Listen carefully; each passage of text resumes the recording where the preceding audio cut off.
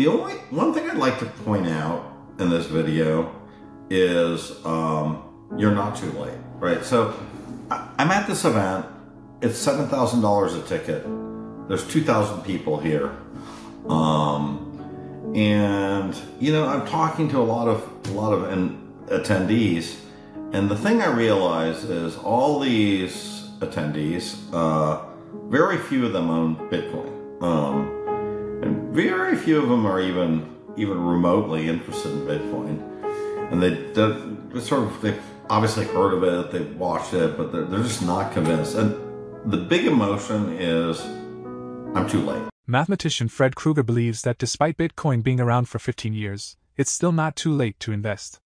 At an exclusive event filled with successful investors, most attendees neither own nor care about Bitcoin.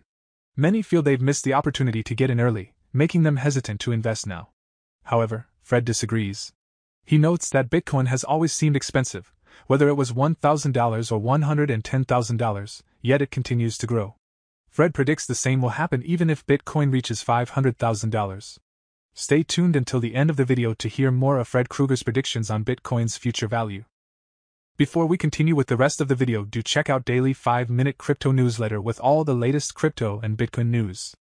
It's a fantastic analysis of on-chain crypto data and breakdowns, and the best part is it's absolutely free. They'll cover expert predictions, breakdowns of on-chain crypto data, and any breaking news you need to know, all in a nutshell. Click the first link in the description and enter your email to join over 50,000 others in becoming a better crypto investor right now. These guys are generally pride themselves on being early to these trends, and they got in early. They got in at the Series A. They got in before, you know, the IPO. They started a company. They, you know, they're early stage investors and early stage participants. And for them to sit there and say, you know what, I missed the first 15 years of Bitcoin, and I'm going to get involved now, is a little difficult for them. You know, it's a difficult psychological perception. And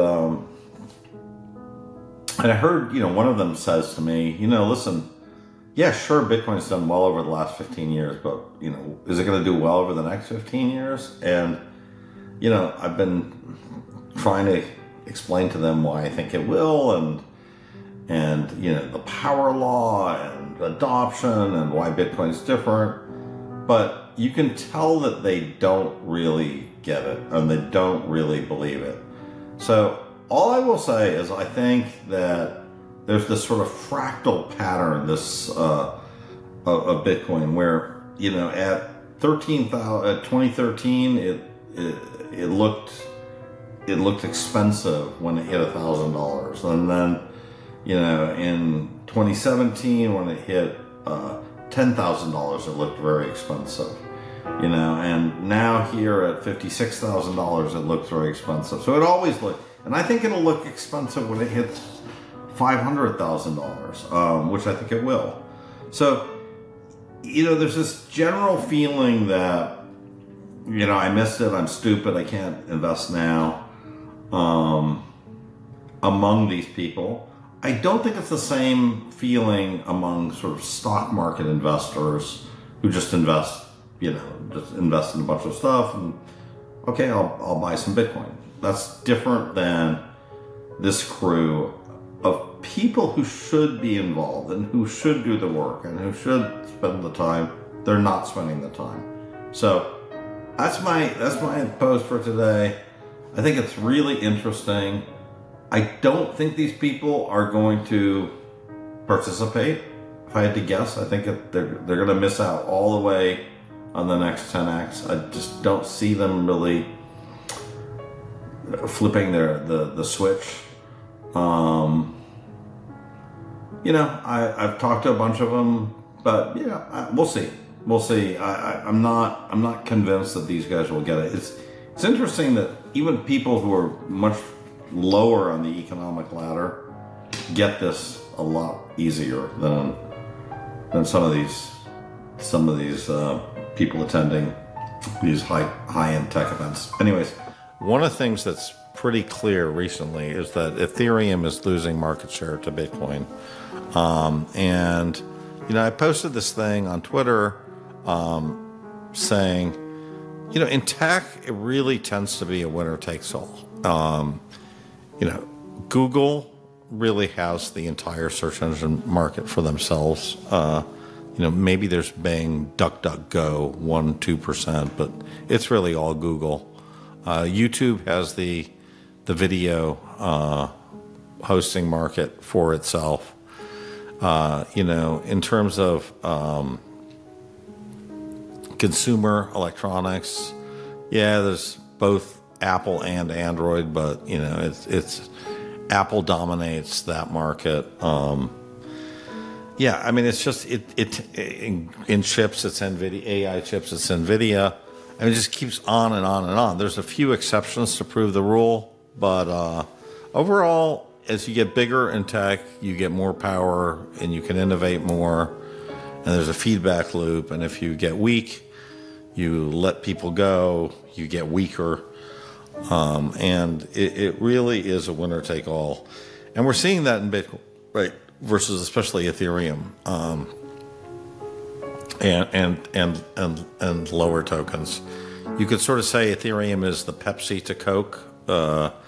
Pepsi's done okay, but they've done okay by acquiring other brands. It's very, very rare right now to get offered Pepsi in a restaurant anymore. It's all Coke, and so I think the what people perceive as value in cryptocurrency is increasingly Bitcoin. That is the standard for value in the digital world, and I think it's going to remain the standard.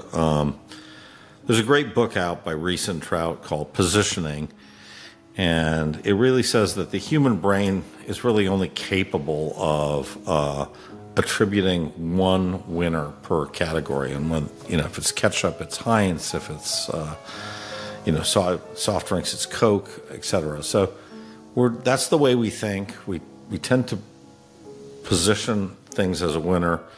And the only way you can escape this is if you define a new category, right? So and the example of that is, who's the first person to cross the Atlantic? It's Charles Lindbergh. Who's the second person? No idea.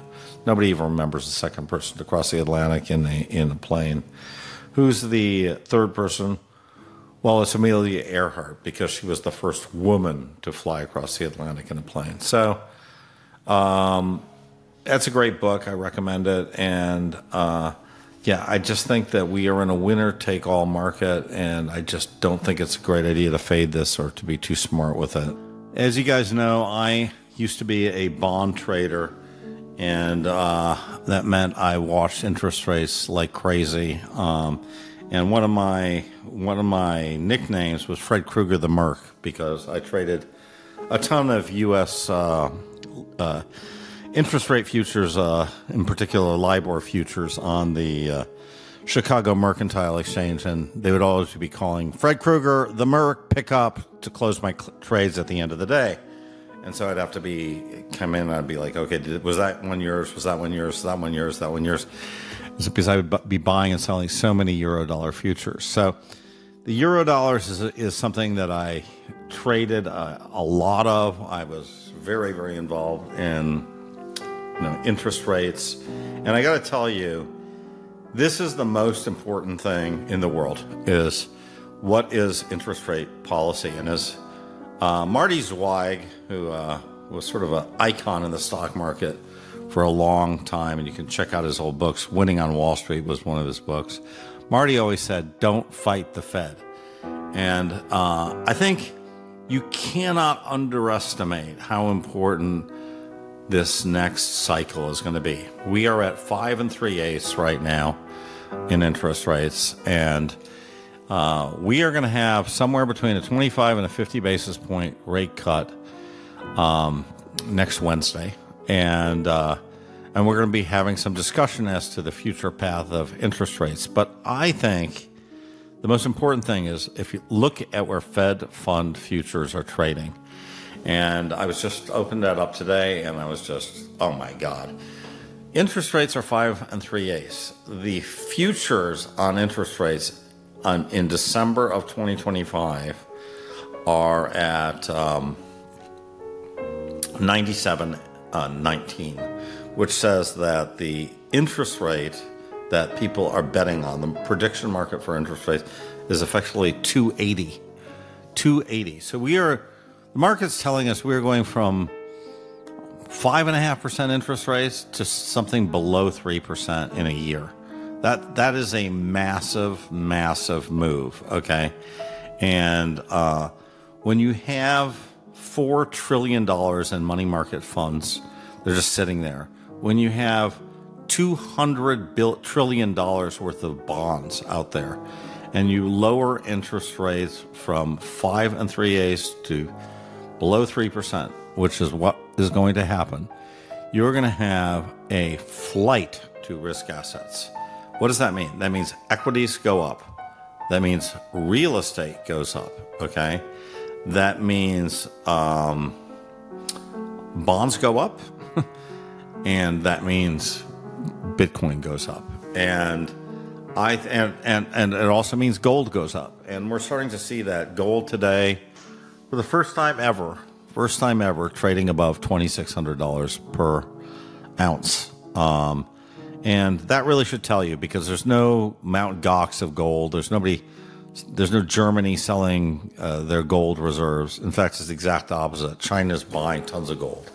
And I think this is going to happen to Bitcoin, but even more, right? So we are in a potentially absolutely explosive scenario for 2025, really starting after this election, but for the next 12 months could be just absolutely explosive on the upside for Bitcoin. I definitely think something like 200,000 is definitely in the cards for end of 2025. We could be at something like 3 to 4 times higher than where we are now. I think it's going to be an absolutely amazing risk return. I would not play it with too much leverage. If you want to have any leverage at all, I prefer no leverage. I always prefer no leverage. But I think you should be heavily allocated to Bitcoin. I think it's going to do extremely well. Fred Krueger predicts that interest rates will drop soon, and when that happens, many people will likely turn to investments like Bitcoin. Currently, interest rates are high, but they could fall below 3% by the end of 2025. When rates decrease, investors often seek better returns, and Bitcoin is one potential option. Krueger believes this could cause Bitcoin's price to soar, potentially reaching $200,000 by 2025. He's confident Bitcoin could increase 3 to 4 times its current value. While he recommends investing now, he cautions against borrowing money to do so. For more Daily Dose Crypto news, check out these 2 awesome videos on your screen. Click now and we will see you on the next video.